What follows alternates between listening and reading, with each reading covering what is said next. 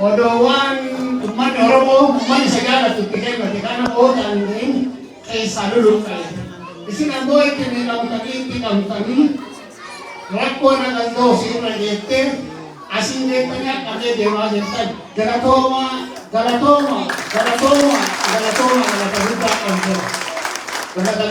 dan ising jalan na wah itu kok sing jalan kaya wasira tuan minam akadam sabi modu ma biasa natin bari nagaya ba nagaya Tuhan eviten jumhini bari nagaya kana bani ko tangay orang fano kana orang mau titir sikit katihan tekan lura den sinagam bos surat pindah orang pinsoda yo mara lura den saunu le rapi ganda kawana kati kuta aramo hunda tiro bare awan sebagi si oni tiram mara mo tu lor wa itu ya aga milone santana harau ummata kanoli barau hora gale musat hanoli bus ganda di mana rafi be ibitan asisi Sanskrit karena adalah singgah sampai sehingga di situ ada pesa orang ada Tuhan murah dia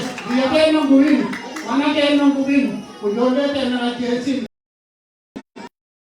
orang orang dia ada kali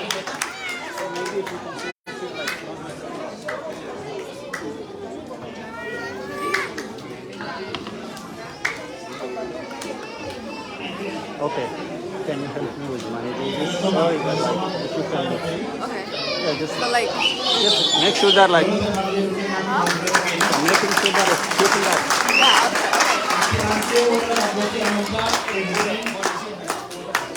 Lupa waktu nanti kemudiannya berbeda khas mati bisa. Kalau kami ambil yang kita berapa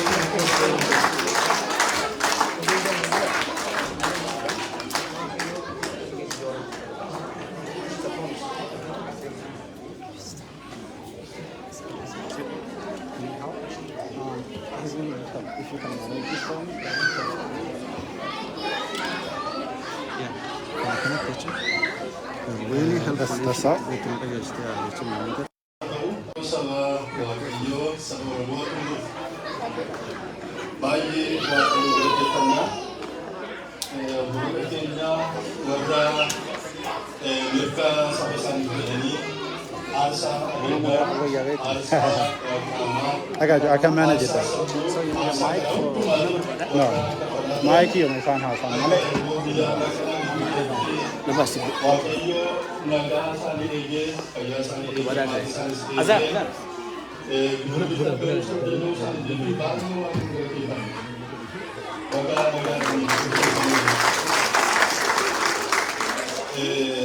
Galan di jalan kabata warga yu daftar berat bikin nyata kadang-kadang kok dia isa salite samni warga yu kabu yomi yu kale san kademi samni warga warga samni warga amana profesin beku chabesin beku badesin beku abi darina ko satika nama baru kan kisah mo warga yu kurang kisah tahu baca perlu kisah tahu Orang jadi biasa kasa tu lega, kami biasa kasa semua tu. Orang ini kasih orang ini tanya ni, kami nak kami orang semua kata tu semua, kami nak kami. Sebagai nanti aku yang tahu sebenarnya, negara yang akan lebih, sani bagai kan hutan betul betul dulu, sani ini nyata itu bayi nama dudake je, negara ini bilan.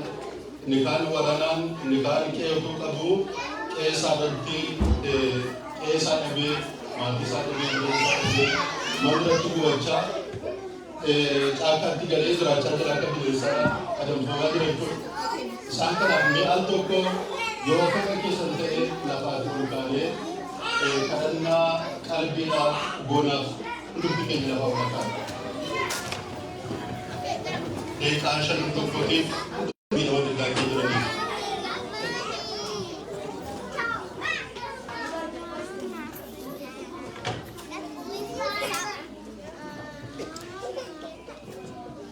mabukitan waktu itu sagani jecha ko paramati ng karata bayi derasu yaa Waaqayyoo ati hundumaa dandeessa. Kan si dhibus hin jiru, kan siif hin danda'amnes hin jiru. Gadda saba kee kan agartu ati Waaqayyoodha. Muddama saba kees kan agartu ati Waaqayyoodha. Kanaaf yeroo kana sin kadhadha. Saba haala adda addaa keessatti kufee jiru, saba miidhama adda addaa keessatti jiru, saba ammayyuu yaa Waaqayyo gooftaa mancaa miidhaa adda addaa jalatti qabamee yaa Waaqayyo garboomee jiru akka ilaaltu. Harka keetti laadhanna. Sabni kun ofii isaatiin, beekuma isaatiin, ogummaa isaatiin waan tokko illee gochuu hin danda'u. Kan waa gochuu danda'u immoo si Waaqayyo Waaqa jiraataa duwwaadha. Kanaaf harka kee saba namaatti saba kana ilaalla, biyya kanas ilaalla. Yoo Waaqayyo biyya eeguudhaa baate loltuun akkasumatti hin dammaqaa bultida. Ati yoo biyya eeguudhaa baatte namni ofii isaatiin ka'ee waa tokko illee gochuu hin danda'u. Kanaaf harka kee saba namaatti ilaalla. Jireenya biyya keenyaa, jireenya saba keenyaa warra yaa Waaqayyo gooftaa mancaa wallaalummaarraa kan ka'e walii isaanii yaa Waaqayyo miidhaa jiran, warra harka walirratti fudhachaa jiran, dhiiga walii warra dhangalaasaa jiran, obboleessa obboleetti isaaniitu jiranii warra wal miidhaa jiran isaan kanaaf hubannaadhaaf ogummaa laattee fi gara qajeelummaatti, gara nagaatti, gara araaraatti, gara ulfinaatti isaan fiduun jaallatee nuuf haa ta'u.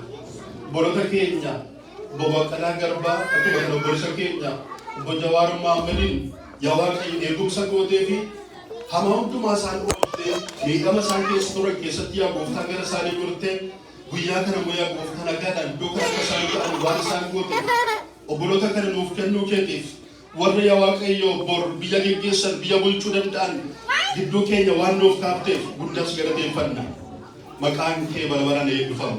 Ammas immoo argamummaa keetti laadhanneerra ati wajjin nuuf ta'e gara isaanii godha mirga isaaniif kenna dubbiin isaanii haa dhaga'amu yaa Waaqayyo jechi isaanii haa dhaga'amu yaa Waaqayyo qaaliin isaanii saba kana gidduutti haa dhaga'amu biyya kana keessatti haa dhaga'amu ati adda isaaniif kenni mirga isaaniif kenni jabina isaaniif kenni ogummaa isaaniif kenni hubannaa isaanii yaa Waaqayyo bal'isi kana immoo waan gootuuf si haa galatu isaan yeroo keerratti ulfaadhu maqaa gooftaa keenya Yesuusiin ameen.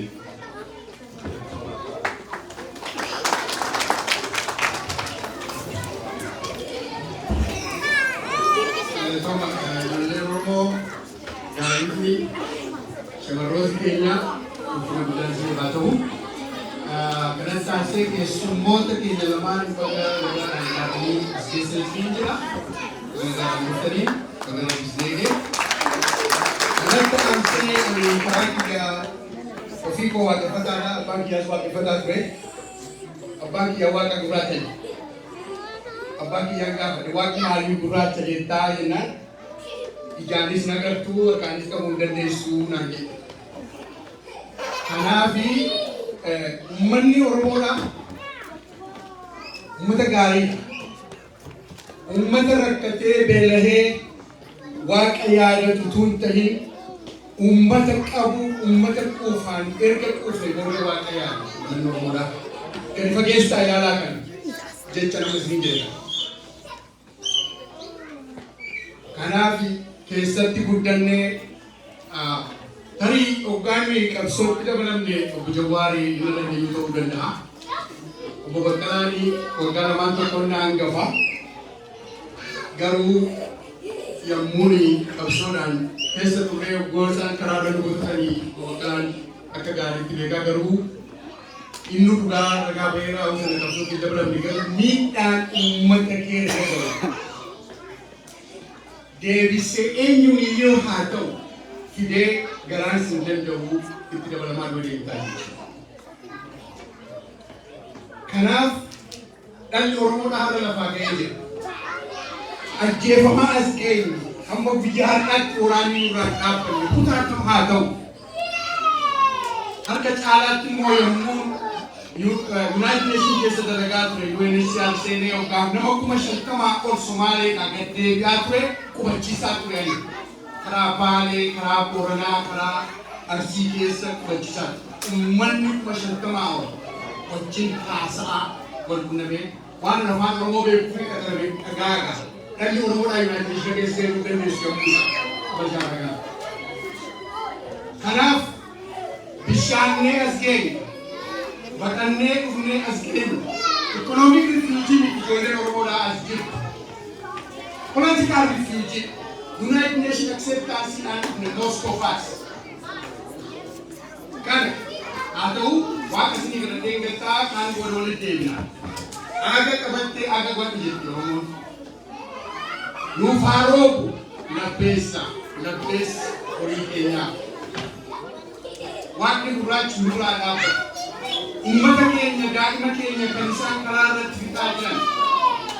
Salam kabar, jolle Iran, kabani apa? Ada dan jolle Iran punya. Rapi at kanura at. Jangan lupa Kenya kanura at. Nora kesemuanya. Ora, noni fixe ora di Roma. Berjalan ini yang berarti mereka menurunkan jaga kamu menurunkan mereka karena semua semua fikirnya itu baru dia untuk jaga mungkin mereka lakukannya.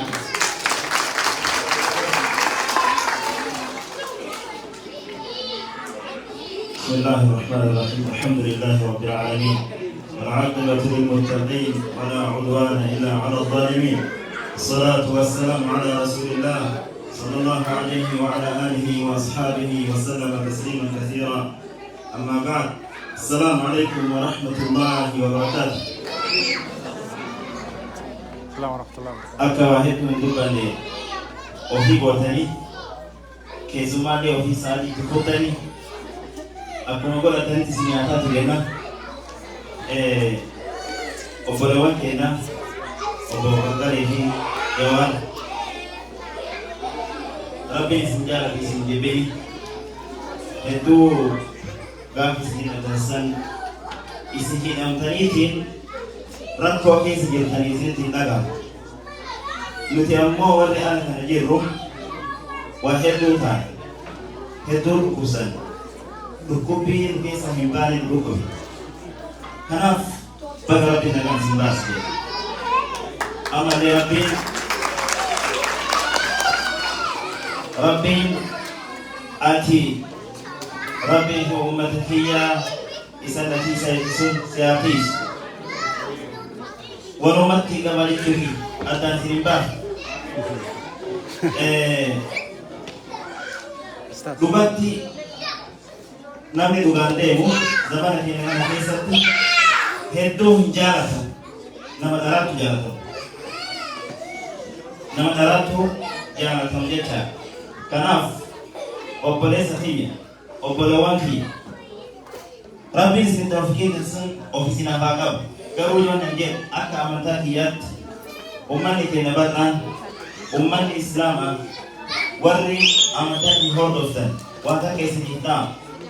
Amantaan tuumilleen amantaan islaamaadha. Nama tokkotti illee rooris haa jetteetiin jettu hin jettu. Nuti akka islaamaatti namatti rooris na jenneetiin lafaan hin kaane. Waan ta'e na qabanneetiin nama nutti rooris ofirra dhoorri na jenneetiin kaane. Akka islaamaatti ummanni islaamaa shari'aa Rabbii osoo hin cabsin karaa Rabbii irratti deebi'aatiin qabsoo teessan fufsiisaa isiniin jedha. An akka amantii islaamaatti kan as dhufu warri biraa akka fedhanitti dubbatuu ni danda'a. Kanaafuu obboleewwan kiyya wallaahi summa wallaahi amata 150 dhaarree ifaanii bakka tokko ga'uu dadhabne waan nuti taane duuba nutu bakka wayiitti haqa Rabbii dabse waan sanaa dabsinu haa qajeelchinu. Gaafa waan san qajeelchinu nuu qajeelti. Ilmaan keenya 50,000 harmi itti muramaniitiin dhiibanii qabsoota nama biraatti kennaniitiin tawfiiqii duubatti dacha'an. Wanni tuni zulmi wayita dura jirtu jirti. Waan nuti of goone jirra. Zulmi Rabbi balleessine jirra. Yoo sirba kana dhiifne malee abadan qabsoon hin dhuftu.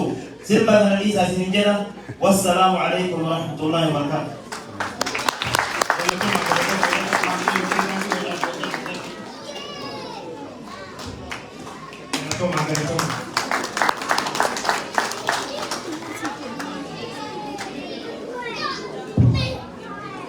Galatoma hundi keessan itti aanseeti yaadannoo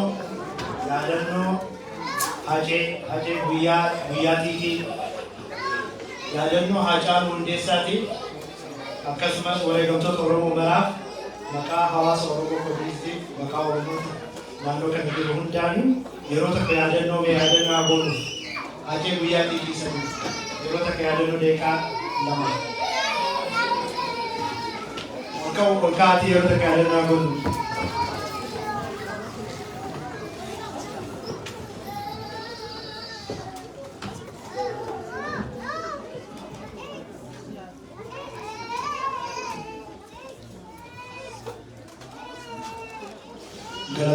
Galatoma ta ulfaata.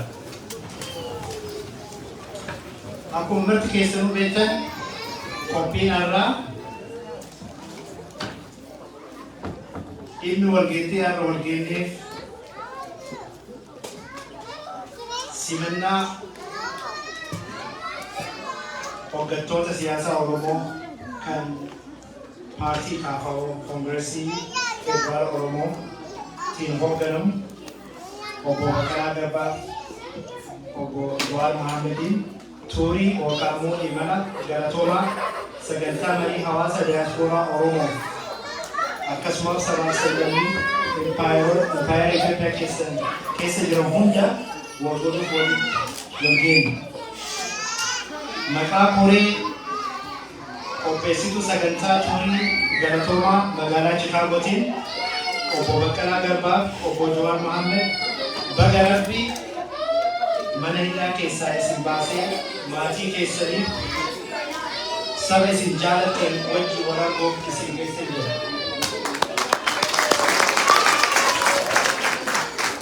Akkasumas nu daawwatuuf mari'atuuf waan dhuftaniif galata guddaa qabdanii galatoomaa.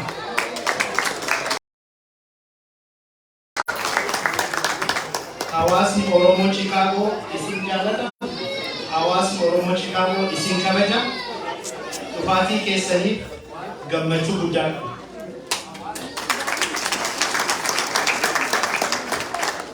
Akkuma Oromoo mammaaktu dubbii eersaniif harreetti miidhanii gara pirogiraama itti aanutti isin dabarsa. Hoogganaa hawaasa Oromoo magaalaa Michigaaniif hoogganaa hawaasa Oromoo Chicaagoo kan Michigaan obbo Zayad kan Chicaagoo obbo Jamaal Waahilaa yeroo takkasee jiran dhugaatii aansa qabdanii nu dabarsa.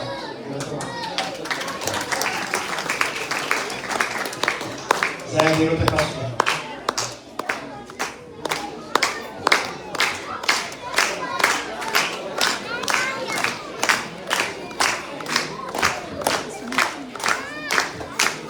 Jamaal Waahilaa biyya jiru na fakkaatee garuu aansa dabarsee aansa inni dabarsee san isin dabarsina. Waltajjii immoo keessummoota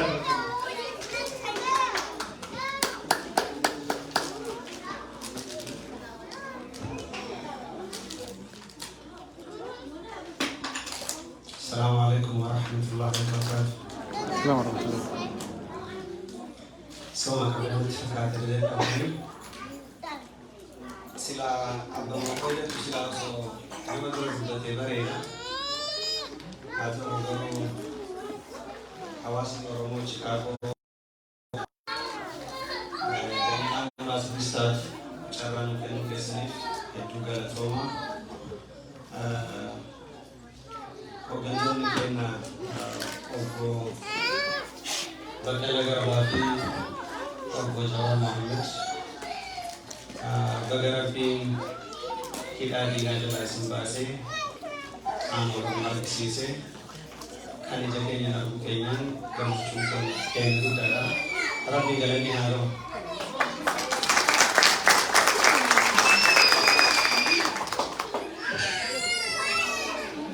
Waa'ee Chicaagoo gaafa jalqaba Ameerikaan seeta wayii dhaqe maqaa isaa seetiin barbaadu. Amma magaalaan ani irraa dhufe guddoo waan taate kan isteeta sallaalee qalbiin tiyya akkasuma rakkina hin malle eegas sila Ameerikaan jedhamtu tamii walii jedhetuma bitaa mirga lallaaluu eegale eegas gara Mishigaan kana dhufe ilmi kee tokko gara ijoo dubbiititti hoggaa deebi'u namni as keessa jiru kun hundi waa waggaa lamaan darban keessa taa'e sirriitti namni ati ati beektu, namni ati tumsitu, namni ati tumsitu, namni ati amantu yoo si ganu, yoo si waakkatu, yoo eenyummaa ofii waakkatu, yoo saba ofii waakkatu arguun baay'ee tokko nama gaddisiisa.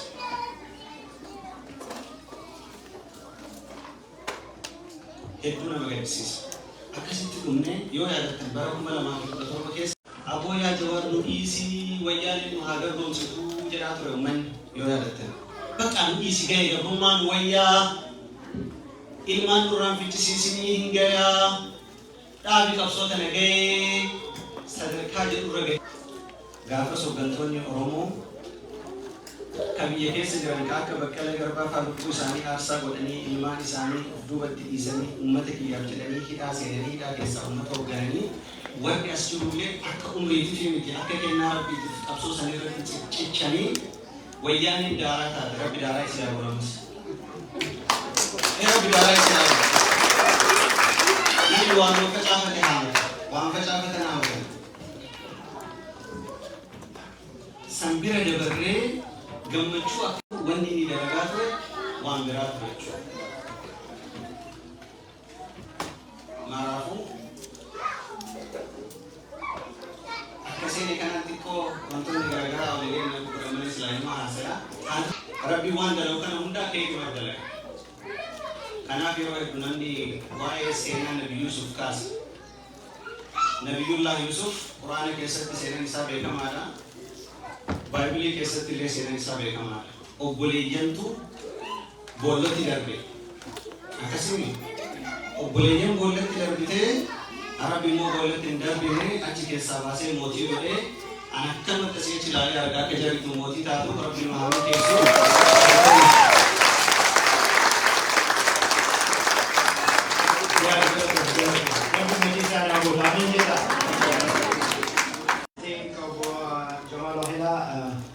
Imala deemanii garuu aamsa dabarfatanii aamsi isaan dabarfatanii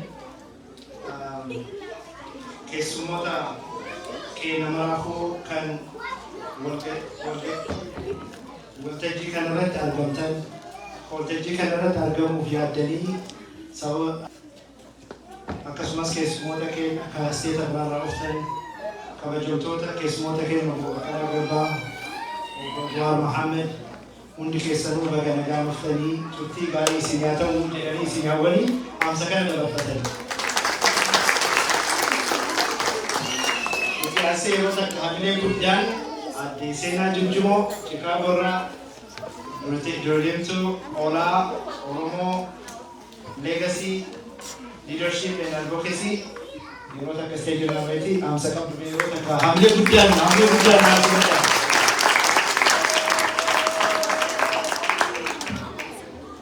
Jirtu Oromoo Jirra. baga nagaan jiraatanii Rabbillee baga guyyaa kana walitti nu deebisiisaniin jedha. Akkuma dhageettanii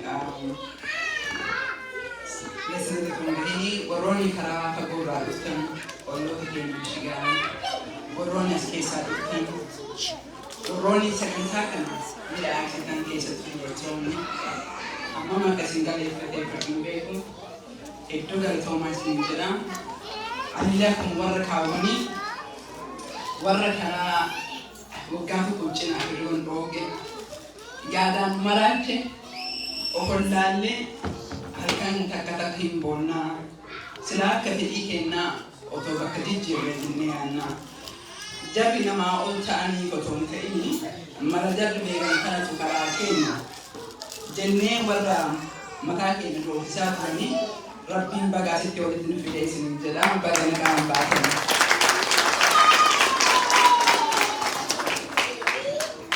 Dr. Mohammed kan jedhe waa'ee oolaa irraa xiqqoo dubbadhu jedhe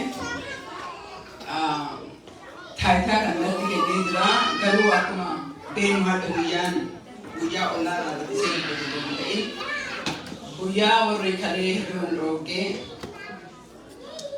guyyaa warri kalee bakka jijjiira jennee kanarratti bal'inaan haasa'u waan ta'eef keenya kana xiqqoo gabaasee xiqqishuu dubbadhee carraa kanan dabarsu hawlaattiin dabree jedhama. Waggaa lamaan kana keessatti Wabahi kaisin beektanii kaisin hin beekne keessa dabarsine.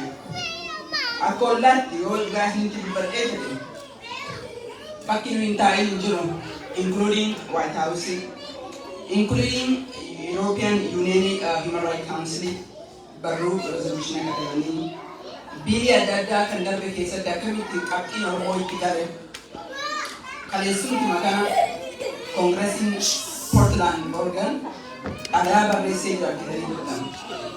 Sagaleen keenya haadha bamuu yookiin arguu abaattan malee xurree keessa deddeemtan karaa keessa dabarre kana dhageettii Oromoon argatte kana yeroo jalqabaatiif yoo iyyuu ol ka ta'e sababa dhaaka ta'ee ture.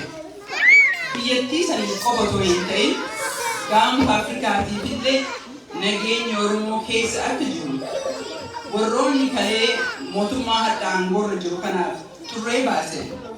Warroonni sun gariin hidhaa akka jiru, gariin bosona akka jiru, gariin akka du'ee jiru mootummaa Ameerikaatti dubbattee dhageettan gariin dura keessanii. Kan dhugoone harki 99 qabxii 9 yoo ta'u baate keessa jira.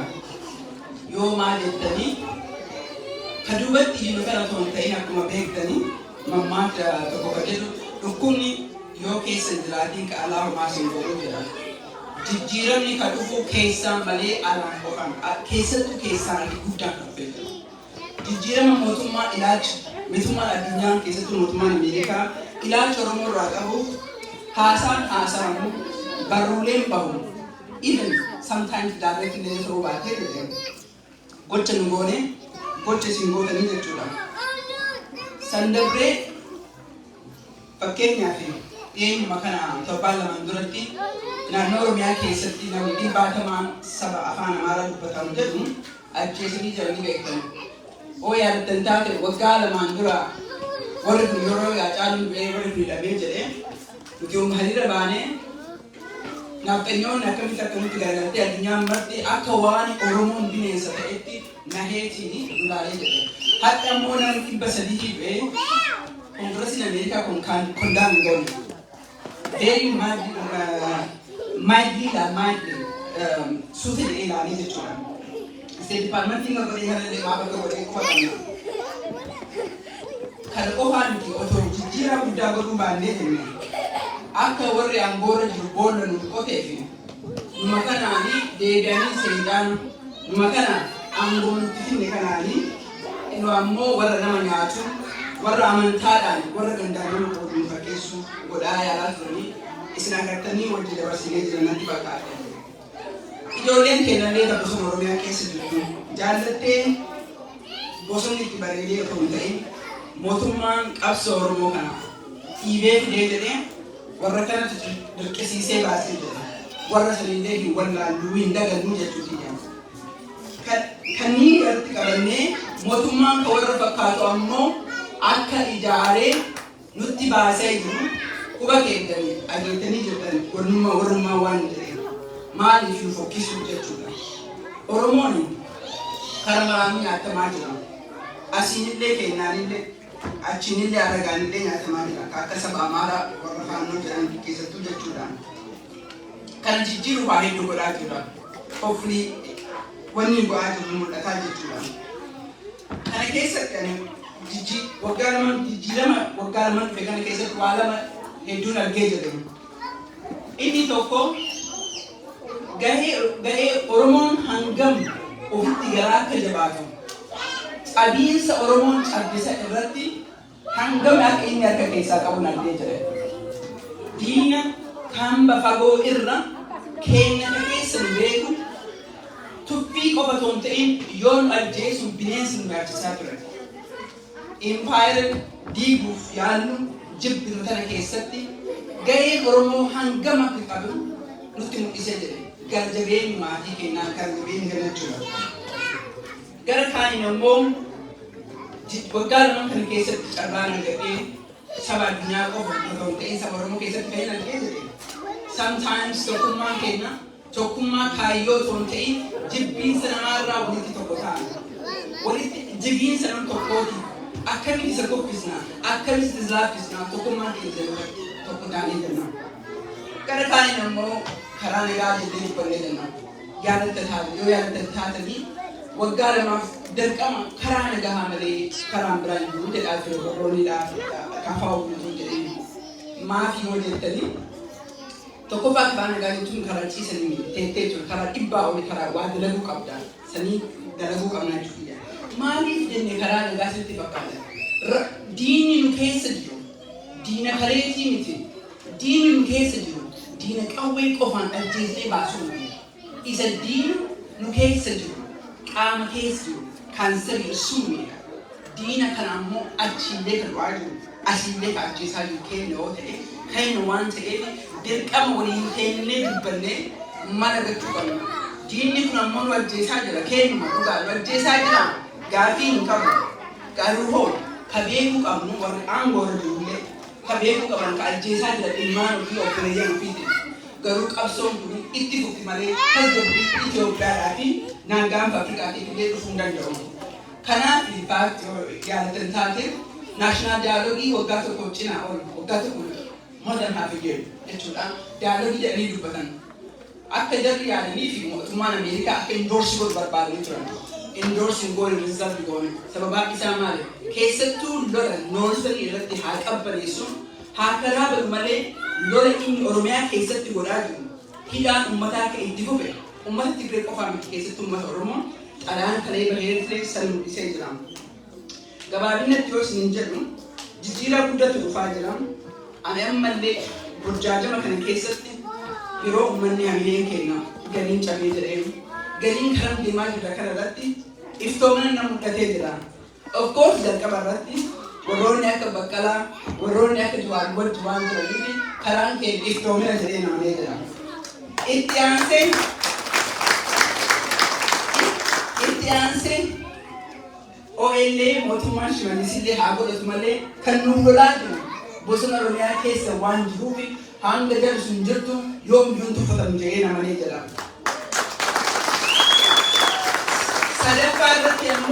Sadaffaa irratti ammoo mammaata sadaffaa kanarratti bineensatu harree dura darbee jedhee harree tirfeetiin si nyaatuuf jedhee jennaani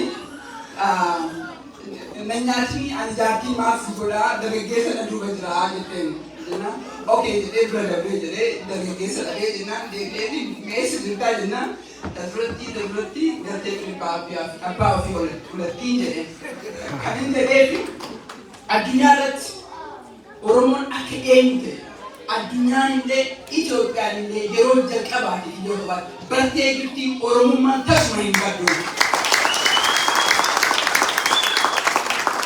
Kanaafuu dalagaan ollaa dalagaa biyya keessaa qofaa miti dhageettan ta'a. Ijoolleen keessan asitti dhalatteen waggaa 20 booda biyya kana kaatee bartee jirti. Abjuun keenya Oromoo biyya irratti dhaltee guddatee fi Oromiyaa warra boru biyya qabatu warra kanniinis ta'e akkamitti uummata Oromoodhaaf dalagaa yoo inni karaarraa bahe maaf Oromoollee hin taane yoo inni karaarraa bahe yoo inni of sooromoo qofa ta'u taate karatti akkamitti deebisnaa kan jedhu poolisa irra waan dalaguuf ammallee dalagaan keenya jalqabaa ollaan kan dhaabbateef biyyaafillee warra biyya alaatiifillee isiniin jechuu barbaadee jira. Ammallee irra deebi'ee hedduun gammadee jira. Because akkuma isin jedhu waa sadan sanniin fi of duuba ceenee jenna. Warri na duuba keessumoonni kun waan eegaa jiraniif asumatti fixee jira. Hedduu galatooma baga nagaan dhuftanii warra afaan Oromooleen dubbanne my brother from Sudan. Welcome. Thank you so much isin jedha.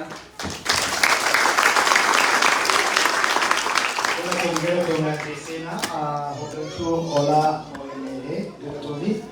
Wanti faayisuu eettanii hamilee guddaa ta'een obbo Baqqalaa Garbaa akkasumas jaalatamaa fi kabajamaa obbo Jawaar Mohammed yeroo takka sirrii naasii maqaanii Hamilee hagarmaa Oromoo hagarmaa isaanii hagarmaa yeroo tokko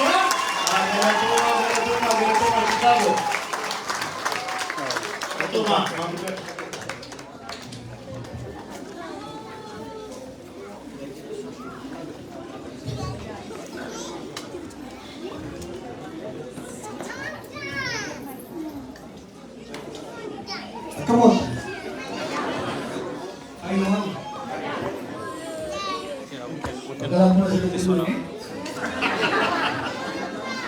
Nah, kasih itu dah tapi tak kau gitu nih.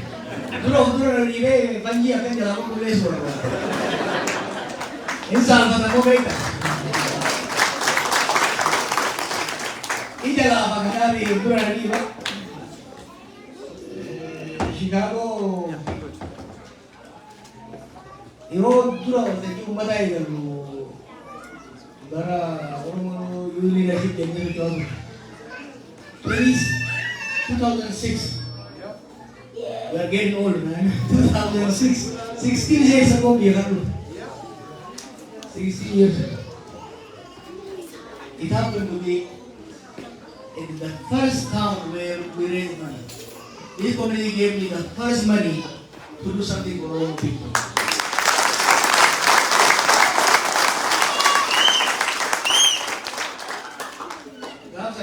Saya nak digadang pada boleh tu kan? Badai wang kan? Punya badai tu. Abdullah. Abdullah ini juga he was older than today 60 years. Kita boleh. I was strong dengan dia agama. Dia pura lalu sepakat. Kamu orang woman di demo dulu kan tengok itu. I was strong guys. Really adalah brother. Dia Ati suami na ini, but then I realized how old I got, how young he got. He older I got, he got old. Ako hindi barasa mo rin, parang may kapit. Para bakarlaban, wano dekyo yung isa ni bakarlaban ka mo may nito. Usne dalagyan niya lang ng bumes, so kana gumana ka busuf. Yan loh kasi ngahap nung ati mungkin Mama Sheikha Kamal Ibrahim Lemoni ho itu ne you are generally not to believe in us malakan itu you believe in us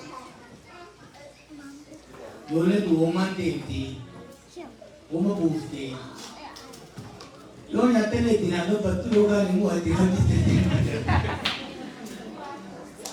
tapi luar dari Regis dia akan suruh sini, dengarnya di sini orang kasih nama ke sabang itu. Saya nak ada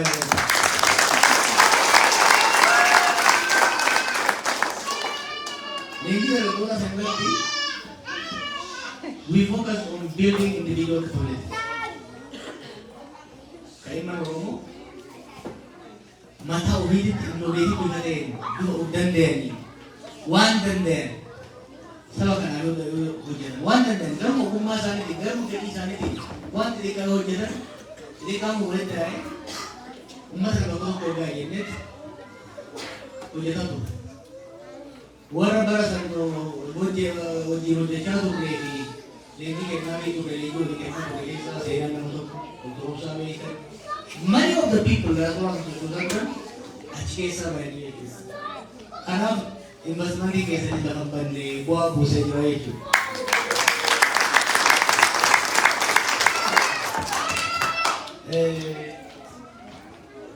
Ega kuma makada tetian ni kayu kemako segala dia tu. Buku talaman dengan kilo jila berarti mana kaya dia laju gamundan bulan abadi berzoti hukumasa sense alkani wiya sochong orang kesa o ages mormi sigura tutansul advokasi sigura tutansul ummata ke dia kesi o family gutta dore nuru baliya ke mana ida ke to ke samile gutta dore kanaf isi gara deba tu ne gara to ma jenna kalau mata hari mungkin yang saya jauh, hal ganti saat nama yang desu. Saat wali ibsine pun ni malik aja, ya ada mata kayaknya dia sini, ya ada kisah surat tu berwarna dia. Kau orang bersedih, ambilnya mana kayak itu. Absorb gaya kata maboda, saya nak laga berabuhnya. Amma muda berarti, nu 50. Ila jecha sami churu rada bata sablammoota wajjin walirratti gaarreeffachuu nafee rakkoolee jidduu jirtu mariidhaan furanne sirna federaalawaa dhugaa dimokiraasii dhugaa jaarraa kan jedhu uummanni Oromoo uummanni biyya sanii akka bara 2008 milkaa'ee gammadee hin beeku ture. Yoo yaadatte yeroo lammaafaa biyya dhufan itu kara darbu. Haalli sun garuu bifa adda addaatiin jijjiiramee har'a namni keenya dimokiraasiif sirna federaalawaa hawwuun hafe uummanni keenya bilisummaa hawwuun hafe bilisummaan leeggarii ta'e duwwaa'ee dimokiraasii dubbachuun leeggarii ta'e.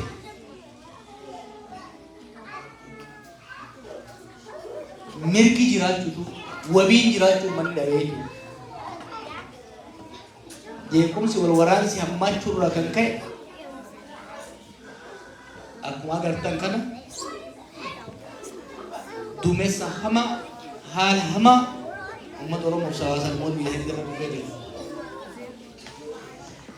Waan kana keessa gumaanni keenya maal ta'uu qaba jennee oggalaallu akka paartii lola kana mormaa tureetitti ammas falli biyya sanii baasu karaa qilee kana nu buuse karaa gaagama kana nu buuse karaa hammeenya kana keessa nu buuse irraa duuba deebi'uudhaan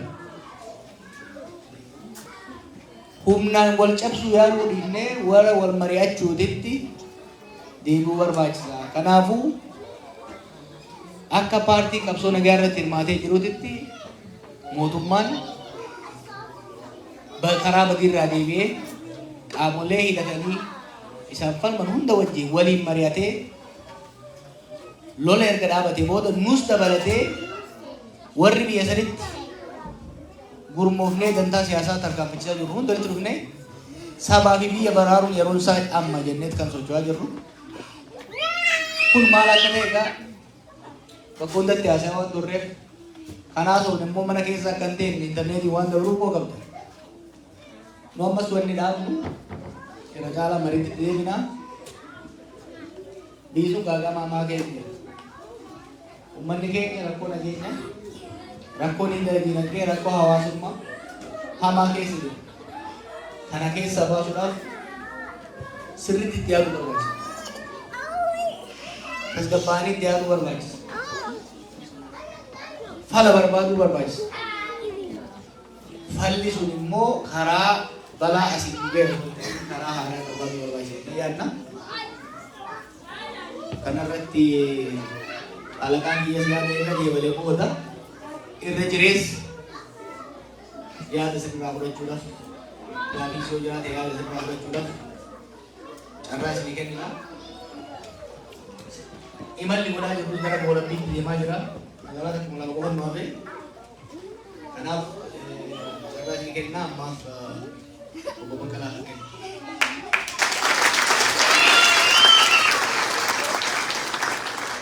Akkam jirtu? baay'ee student fakkaata. Yeroo sadaffaa fi dhufanii fakkaata gara Chicaagoo kana. Galmi har'a keessatti wal keenya wanti qoosatu suuraa irratti akka waan xiqqaate irratti mul'atu waan hojjetan hin beeku. Lakkoofsi namaallee baay'eedha garuu inni wanti keessa waan xiqqaate mul'ateera. Yeroo dhufnu yoo galma mataa keessa dhiirafne illee galma kana caalutti nu waan tolee mana addachaa.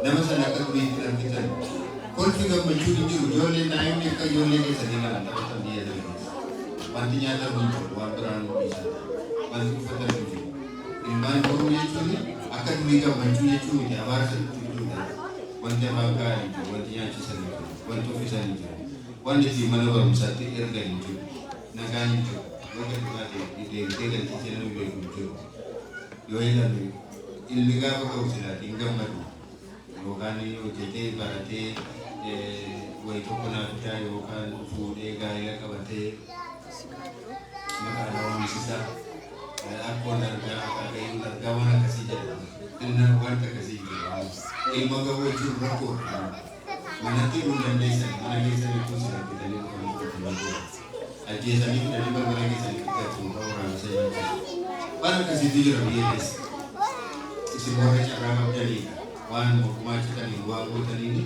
isin bira dhaabbachuu galatooma fayyaa taa'anii jechuudhaan dhufne galanni keessanii badii waan gochaa turtan hundumaa fayyaa ta'a. Hiriira ba'aa turtanii maallaqaan haamleedhaan yaafannoodhaan waan asirraatiin bira dhaabbachaa turtanii bookasiidhaan gargaaraa turtanii kanaatiif galatooma isinii jennee lullee warra carraa qabu sana keessa jiru warri biroonni asin ga'eera guyyaa irraa kan argina ijoollee xixiqqoon dhugatii guyyaa kana nagarre akka ba'an itti amanee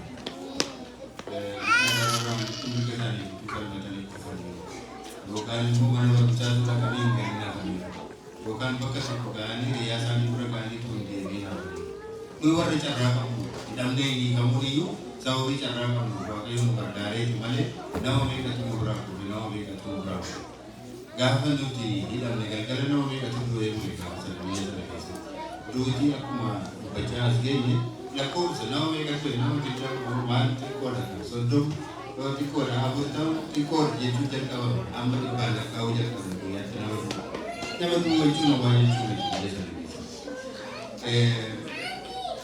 waan biraani yeroo galata galfannu namoota as jiran duwwaa miti namoota kanan isaanii baduu hin qabne hedduutu jira yeroo nuyi mana hidhaa turre aktiivistoonni jechuun hin beekne achuma keessatti eeyyamuu qabu waa'ee keenya dubbachaa turan miidiyaalee adda addaa dubbachaa turan fannaa turan alaabaa barreessaa turan waan adda addaatiin nu bira dhaabbachaa turan aktiivistoonni kun amma har'a mul'ataa hin jiran argamaa hin jiran maaliin isa ta'u sababii maaliin isa ta'u galanni isaanii garuu guddaadha.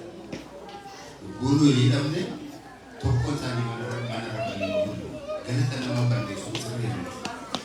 Galata nama nyaachuu sirrii miti. Warri har'a sagalee isaanii dhagahamne eenyu fayyadu callisee taa'aa ture yeroo sana. Hundumti isaanii gurgurtaa ture. Hundumti isaanii akka Oromoo yaadatu. Waan danda'an hundumaa hojii isaanii dhiisanii raawwachaa ture.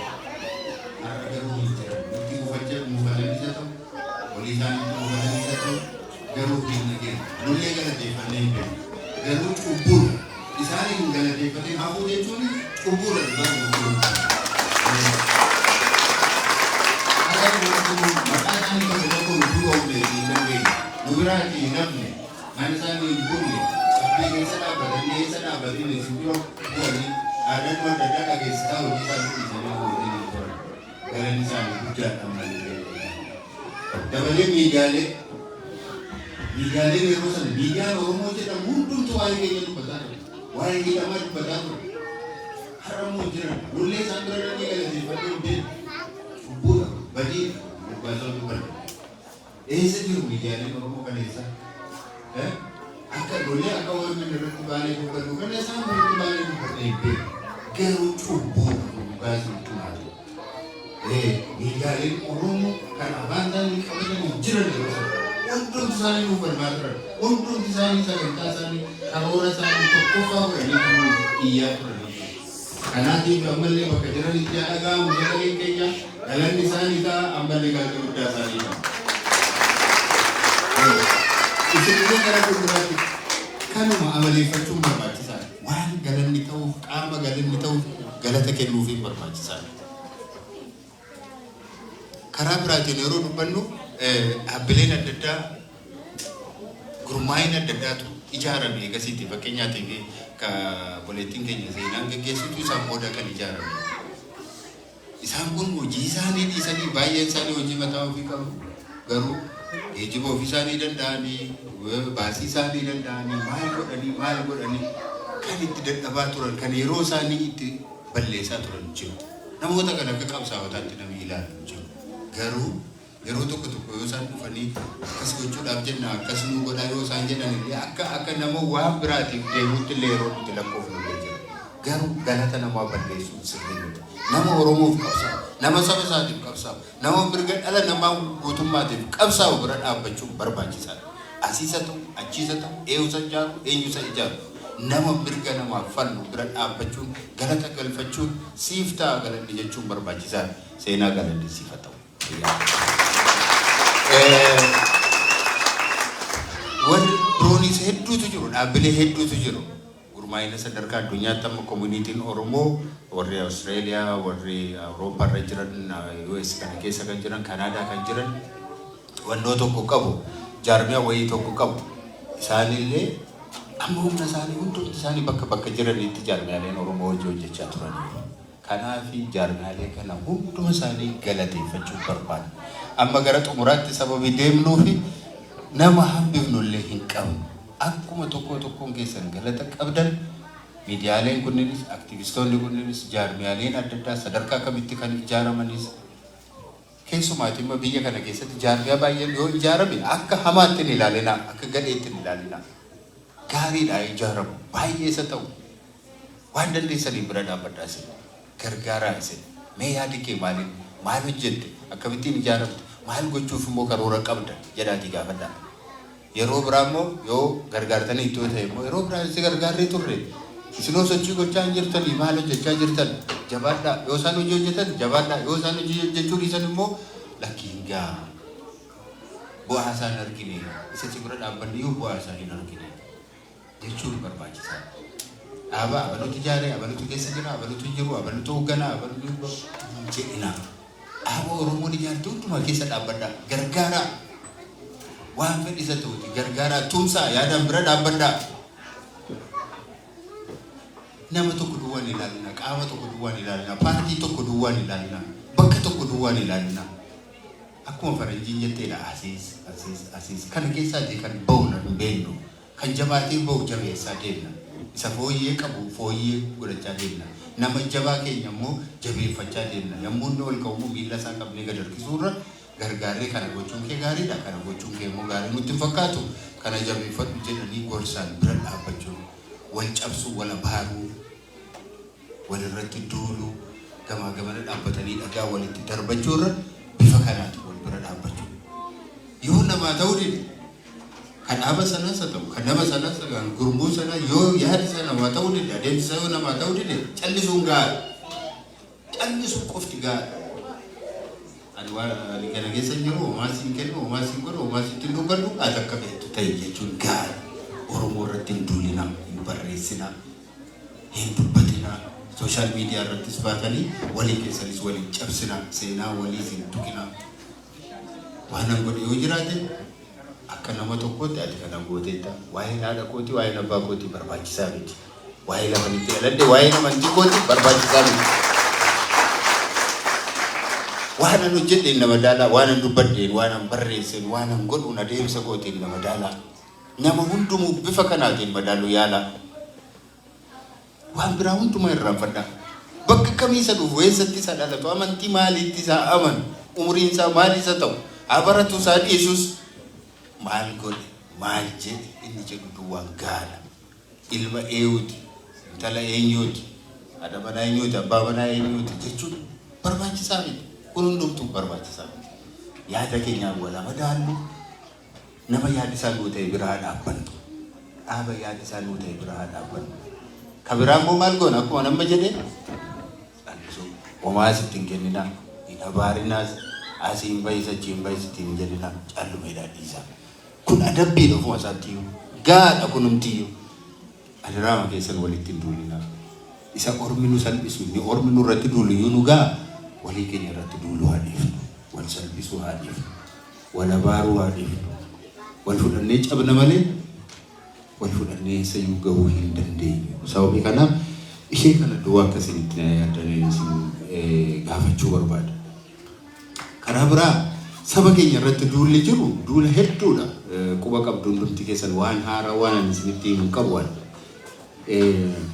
Saba Oromoo kana akka waan bineensaatti akka waan inni nama nyaatutti addunyaa biratti akka kanatti agarsiisuu barbaadu. Fakkeenya gidduu kana taa'aa jiru yoo isinii fudhadhee waa'ee qubattoota Wallaggaan qubatanii jiraniiti. Qubattoota kuni dhuggoo isaan qubatan warra qubachiisan keessaa tokko ani ofii kooti. Warra qubachiisan keessaati kootaan naa kenname qubattoota 50 maatii 50 qubachiisi jedhamee naa kenname naannoo sana kan qubate 500 oliidha. Xiqqoo isinitti fakkaate nama xiqqoo miti kan qubate. Guutummaan immoo biyyuma buqqa'ee dhufe jechuu dandeessu. Kanaaf hojjetaan mootummaa hundumtuu tokko tokkoon kennameefi kan yeroo sana qubachiisu. Akkamittiin qubatan beektu gaafa dhufan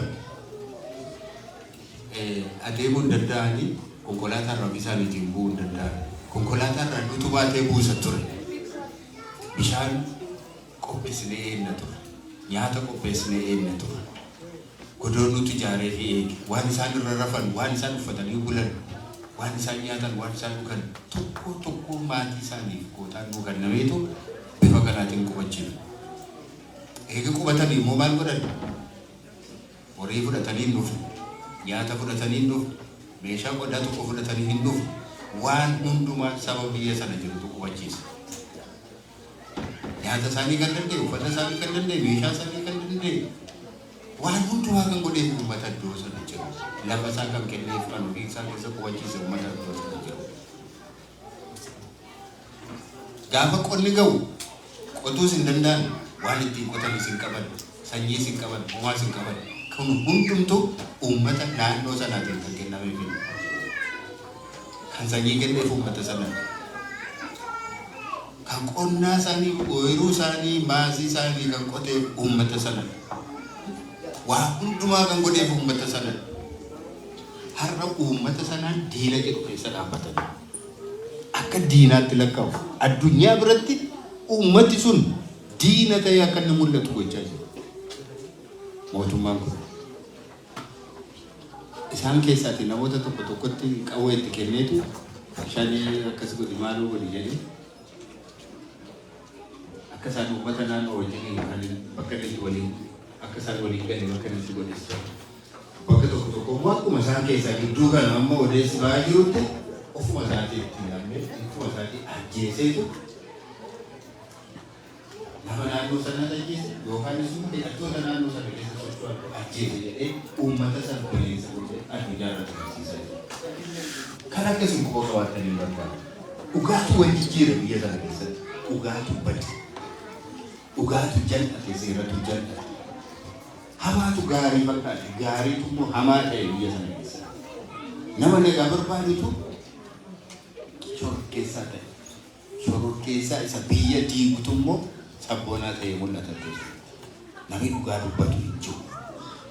Sirna kana keessatti wanti nuyi agarre waan guddaan tokko biyya sana keessatti wanti nuyi argine dhugaa waan jedhamutu bade. Nama dhugaa dubbatu hin argite. Jaarsolii biroo dhaqan dhugaan dubbatu. Jaarsolii dhalii isaan fuudhanii deeman yookaan eebbisaa jedhanii eebbisanii waraanatti nama bobbaasu hedduu iddoo tokko tokko. Inaaraaramin akkasii godhee dhaqee ajjeesi malee seera kabachiisi dhaqee ajjeesi jedhaniitu eebbisanii gallakkisu. Abbootiin gadaa, jaarsoliin, abbootiin amantii akkas godhu. Mana hidhaa keessa teenyee yeroo kana ilaalaa ture baay'ee gaddina ture. Maal biyyi akkamittiin bada? Akkamittiin jaarsa dhaba biyyi? Akkamittiin nama amantii dhaba? Akkamittiin nama dhugaa dubbatu dhaba? Sirrii miti kun irraa deebiin deemsisu nama ajjeesuun eessaanuu nama hin ga'u nami jedhu akkamittiin dhibe? Kitaaba isaan irraa dubbisan kan amantaa kan kiristaanaas haa ta'u kan musliimaas haa ta'u kan waaqeffataas haa ta'u kan amantii biraas haa ta'u ajjechaan sirriidha kan jedhu eessa jira? Kan akkamittiin itti himuu dadhaban? Kun sirrii miti nami jedhu akkamittiin dhibe? Kun cubbuudha nami jedhu akkamittiin dhibe? Cubbuudha kun waaqayyoo kan hin jaallatu rabbiin jaallatu kana dhaabii namitti jedhu akkamittiin dhibe? Biyya sana keessatti waa hundumatu iddoo gallakkise. Inni hojii hojjetu nyaatee hin bulu. Inni immoo guyyaa guutuu nyaataa oolu immoo wayi tokko hin hojjetu. Inni saamu hojii hin hojjetu. Hojii hojjetu immoo hin nyaatu agabuu isaa bula. Ijoollee akka buusee keessa oolu. Kana hiyyummaa jechuun yommuu isheen qabsooftu akka diinaatti, akka bosonuutti, akka bineensaatti adamsanii ajjeesu. Inni ormaa biyya ormaatii inni dhufe akka biyya isaa keessatti mataa isaa ol qabatee deema. Abbaan biyyaa immoo mataa isaa gadi qabatee biyya isaa keessatti sodaataa baqataa jira. Waan hundumaatu iddoo gallachiisa. Waan hundumaatu gadi dhiiru. Waan biyyi sun keessa jiru kana jennee dubbachuu hin dandeenyu. Akka itti dubbatamu jechuudha. Kana immoo nama biraa miti mootummaadhumatu godhe. Mootummaadhumatu godhe. Warra hattuu tumsa, warra hattuu gurmeessa. Warra hattuu wajjiniin bobbaa. Hattuu wajjiniin yakka hojjetaa oola wajjiniin. Isaanii jajjabeessa. Nama nagaatu du'a, sabboonaatu du'a. Shanii maaloo jedhanii nama basee ajjeesne isaan jedhanii shanii isinitti hin fakkaate. Shiftaan isinitti hin fakkaate. Warra qawwee baatu isinitti hin fakkaate. Sabboonaa nama of beeku sabboonaa du'a ajjeesu keessa deemu. Kun dhugaa jiru. Sabboonaa kan jedhamu Oromoo biyya sana keessatti akkan argamne gochaa jira. Namni tokko ana jedhee ani sabboonaadha jedhee deemuu hin danda'u. Waajjira kamii keessatti kun maaliif kana ta'e hojjetan qaba shalee guddaa. Guddina argatan, jijjiirraa argatan, mana argatan, lafa argatan, hayyama argatan, daldala argatan, qonnaa qotan. Kanaaf sirni kun sirna biyyi jijjiiramuu qaba jedhee kan dubbannu. Jijjiiramuu qaba. Kana tumsuudhaaf jijjiiramuu kanatti nu shakkinaa. Kana tumsuu hin dandeenye.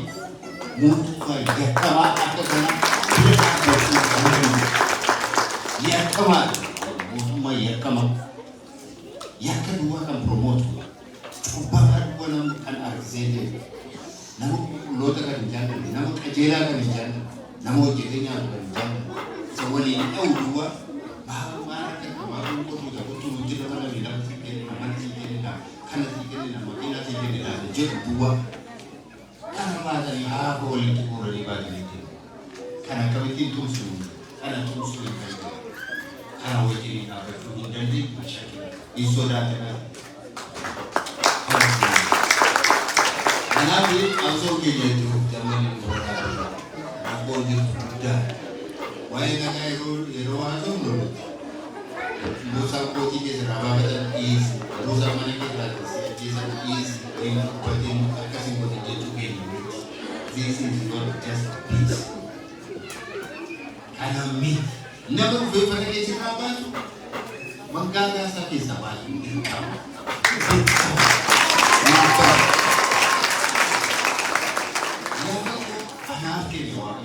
Lafa sanarratti ta'uu anaaf keenya kan goote lafti sun kan goote eenyuun warri amantis beektu waaqayyoon Israa'el lafa yeroo fide kun kana baloo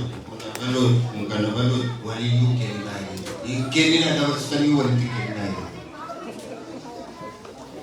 Oromoo lafa keenya irratti uumamitti waaqe lafti sun kan keenya eenyuyyuu miidhe EU fuda bersih. Itu bisa jadi kirana. Dia bisa lagi ini. Jadi rayana. Kami orang tadi pun. Asyik kalau dia hormat bisa jadi. Berarti saya kita berarti ini kerja udah. Mana pun kampus ditanya coba ini tadi yang baca tadi mana ya itu nanti itu. Ini apa? Apa? Mana pun apa kau bi? Dia sama bahagia. Orang imajiran aja, orang imajiran boleh aja. Orang berban aja, tidak aja. Kita apa lagi? Ada lagi kalau ini umrah saya guru, bekum saya guru, warna umrah kira keruan bahagia. Jadi ada kayak itu. Mana kan biasa di desa mereka dimana pun aku ketika berban, karena itu wajib. satu ini, wih haraman. Wahai saya maju, polisi federal maju, mereka orang maju. Untung tu kau ini dah bukan cari bukan meja kau betul bukan biar kita satu maju satu. Karena kau tidak sudah dah. Orang je tu, banyak orang berani tu. Semua orang berani tu. Sama jadi berani kau. Selena desa berani kau. Tahu tak? Dia nama berkena mantu, dia nama ni kangkiri kalau sedikit mulai itu. Orang kamu karena orang curi. Jadi, mencoba nama kamu sama-sama ni perwajin negara juga cuba biar ini. Dia aja kamu kamu nak, sabun di perut sabun. Kalau dia mana orang kami, nak usah kisah tu. Bicara kamu, akan berada tu biar toko muat. Biar toko muat. Biar tu biar dia tiawam. Ethiopia aja dah agak berbahasa Sinjirina, agak kamu. Ethiopia aja, agak berbahasa Sinjirina. Ethiopia iya kayaknya desa, dangga kayaknya desa, belah kayaknya desa, kami itu kayaknya aja jadi, iya kayaknya oke kayaknya tu kerja, ada kayaknya kita wajib mana, apa kayaknya urut di mana, sabun sabun wajib ni kau coba aja, kau jalan ni jalan wajib, akabi aka, kudimo, berumaran, wajib tumaran, jalan, kampur amane, kampur baru, ada yang dua yang serba serbi mungkin ada ini sebagai desa. Dan sini demikian tu bisa kasih sawat itu pada tunda. Bisa kami untuk desa tuan over ini masaan kalau kesuku bisa kasih aku berubah. Hai jarang menjurus bisa akan. Ada kan orang kita hari orang kita berdoa, berkara, berdoa. Utungsa. Tahu ya ini semua dia tadi mau bantu tu, betul aku masih berbuat jalan sahaja. Mau masuk boleh tak? Risung kini nak, mula bari nak, karena sebelum itu nak. Wali awal, intensi sahaja dia nanti. Intensi suara itu, yakin ada yang itu terbaca. Ya rokan aja. Amba biya to erode tan do to magana to erode uje tan magana be doshe wando kan GPS ke sana hanka tari de tuti shele yo karata se yo chupa de karama chupa de di gari na ke seri jati mo kana brasi gesi reroute bakari mu kan tan kana brana de se azini chupa de na garati mo se na de se da chini chupa de na mo azini se de gamu mo se gesi karasa tu ada demale kayu ke jatuh kuma kaki gan makanya mirga dia kesati mirga ke jatuh cinta dia baginya tahu lah kayu ke nyasakan karena kami liwa demo kayu ke fotokan karena boleh baru untuk karade wademu karena untuk kijaliti karena sakam tu utara karena sakam tu iona karena sakam tu gadi bayi boba bayi nambah sisu karena sakam tumbuh saat bayi nanti sudah berdiri kamu tiba tu istri laki rumah di tanah karena nama masih sekarang masih dia beliau tu demo karena sabar mengari asing dia buat dan semerga kesan karena istri dia pun rumah dia gerak dia boleh nabarin awal dia dapat awal profesional wali berarti hingga ada sikitnya kenapa kata yeroo biraa yeroo wal agarru bifa kanaatiin wal agarra jennee yaadnu rabbi nu gargaara rabbi dhugaa wajjin jira waaqni kan warra qajeelotaati waan xiqqootiin injifannoo guddaa nuu kennuu danda'a warri abbootii amantii taatan baay'ee keessan abbootii amantii ta'uu baatanii hin amantu rabbi jiraachuu amantu waaqni jiraachuu amantu du'aayii godhaa akkuma kanaan dura du'aayii keessan keessatti Rabbi aman muraka sila, aman yo kete ide, aman mana kete ide, anu beda ini Rabbi muraka, aman pinjara, wangkari mufkita, wargari ayam, wanita mufkita, warra saba kee jaallatan warra saba kee garaa laafan isaaniin walitti dhufuuti jedha tokko dhugoon isaanii jedha kan kadhadhaa rabbi fayyaa ta'a galatooma.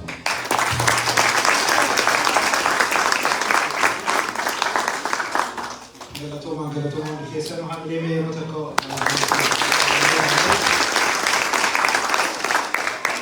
itti aansee sirna walaloo qabna.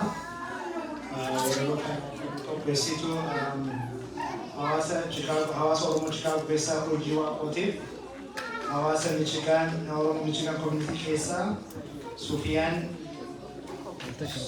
Duulee gara yeroo takka isteejii nu yaadda.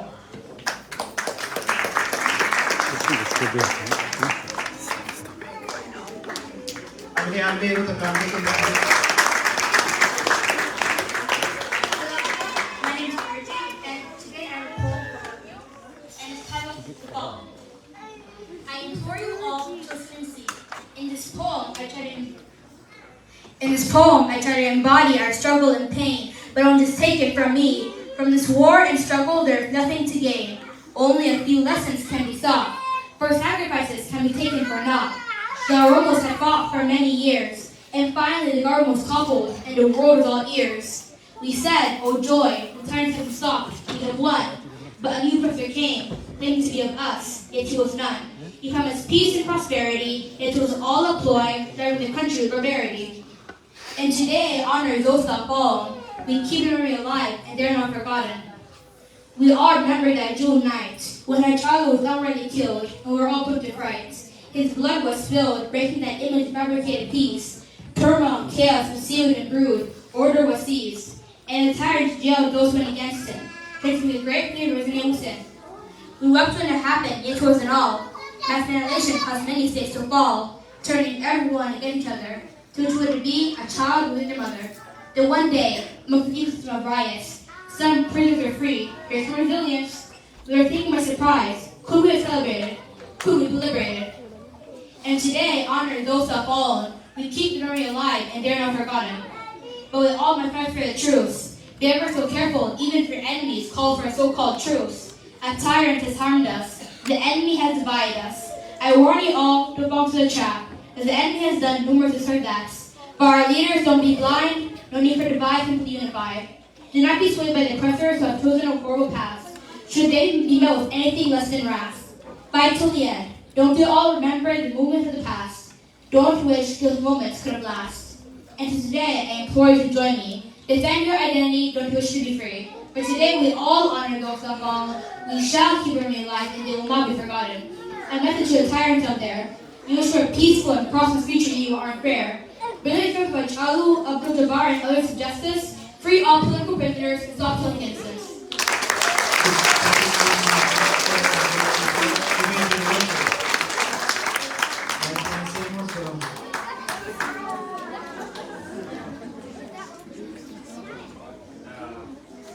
Galatoomaa jedha.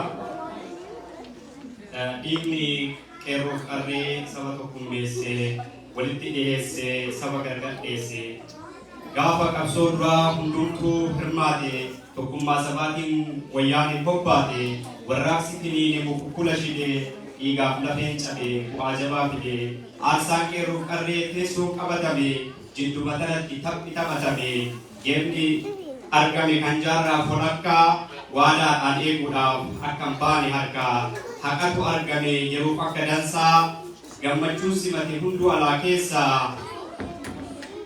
dhugaa dubbannaan walceela'uu dhufee waadaan sabaaf seenan mucucaatee dhufee injifannoon dhumee gungummii mudate jijjiiramni faarsan harkatti buufate akka jabaa fiigee qoffeen lafa seene qilee hamaa liqee laganuun hin ceene walirraa dadhaban taphataaf tabsiisaa kamaarshii qabatee dhoowwate qabsiisaa ofirraa fageesse qabsaa barsiisaa hayyuu sodaachisee irree agarsiisaa akkuma bubbuluun machaa'e shufeerri sabni nagaa dhabee unfataa'e heerri seerri cabaa dhufee manguddoo salphise gootota jajjaboo kichuutti hambise osoo hayyuun gorsuu aseen lolatti waadaa sabaa seene bulteen kophatti faaruun sobamee gammadee shubbise gorsa hayyuu didee gantoota dubbise yaanni nugusichaa ofumaa wal kibe soba heddummeesse dhugaa jalaa riphee akkuma kormaa ofumaa wal a'e dhugaa awwaalee sobaaf kufee ka'e warra qabsoo sabaan maasara aseeni osoo ooleen bulle dhankaakee maseeni dhugaa dheessee luunca'e dharatti lubbuu hobbaase quncisee dhukatti osoo ilmaaf eegnu siyaasni rimeessaa goota galaafate siyaasni cimeessaa wadhiituu eegale siyaasni jallate saani dhalaaf eegan rima garaagate warri maqaa sabaan ol guurate hiree afanfaajii uumee saba waliin dire taa'i jennaan mootiin taa'uu dide nagaa unkuteesse biyya diiguu fide tokko hidhuuf tokkoof laate biyyoo gootota kuffisee haqaan birse biyyoo daandii shiraatirraa hin deebine jarri arriffaa qaratee hidda baase dharri doonii jara kanaa hedduutu yaabbate dursee irraa bu'e kan dursee hubate sabaan kan taphate guddichi shufeera ka dursee hubate hayyootuma kana siyaasni summaa'e hacee galaafate hayyoota hidhee harkatti galfate hacaaluu wareege siyaasni isaaf rasaasa saafayaa hichuu lafaa kute qeerransa nagayaa gaafa haceen du'e dacheetu buqqa'e dhiigatu machaa'e biyyatu daddaaqe gootatu hidhame gootatu du'e hayyootu hidhame nagaatu dhabame biyyatu diigame oromoon deebi'ee guurame hidhaatti jarri biyya bulchuu ni yaa'e cidhatti hongattoota dhaabaa ni geesse qaallitti hayyoota darare gaafiidhaan maletti wareegamni ufnaan gariin ni baqate gariin ni bitame gariin ni kakate warri dhugaaf morme warri haqaaf cicce hedduu ni ajjeese kaawwan dhaagalche warras irbuu sabaa tasuma hin nyaanne warra du'a sodaa baqatee hin kaanne gootaaf jedhee gootaaf jedhee nyaatan of adabe warra sabaaf jedhee dhaabbitti gaggabe silaa akka taaneef as geenna hin seene ibiddaan bobeennee gubannee as ceene dhugaa sabaaf malee hin dalagne cubbuu hayyoota sabaa baga haftan lubbuu qoree baay'ate akka gogaa dhadhe jarri saba gante jarri walaa badde bilisummaa feenan tokkummaa jabeessi gabroomsaa cinqii ofirraa dhidhimsi bilisummaa feenan ijaaramuun fala sabni ijaarame injifatee gala hojiitti cimii saba tokkummeessi tokkummaa kee cimsi hayyoota jabeessi walgurmeessaa malee walin harcaasinaa saba dhiigni danfe walittiin aarsinaa rukuttuu dhiisaa dibbee asii achi gamtaa jabeeffadhu saba walii galchi siyaasni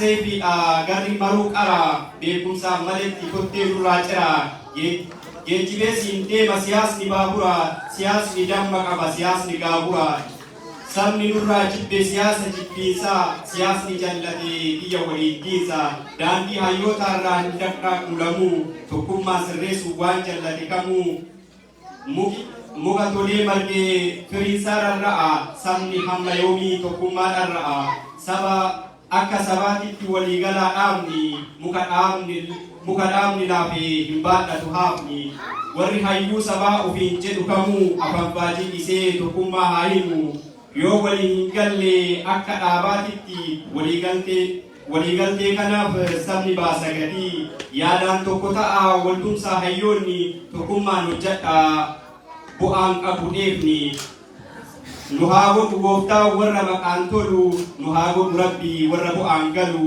leellistoota dhugaa hayyoota nagayaa daandii keessa irraan dhugaan sababaya guyyaa 40 kan turtan guyyaa 40 warri turtan sooma hayyoonni kabajaa isin galatooma guyyaa 40 warri turtan sooma hayyoonni kabajaa isin galatooma.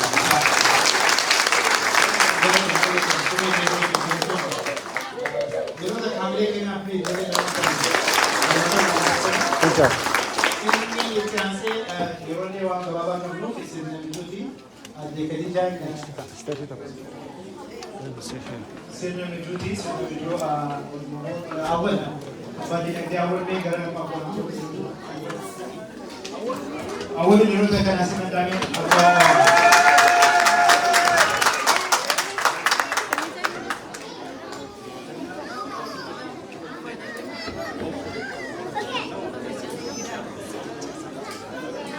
Nagawa tadi. Hanga mijule galufa anwanta kutoka kwa sadiri. Sinafu sikirimo.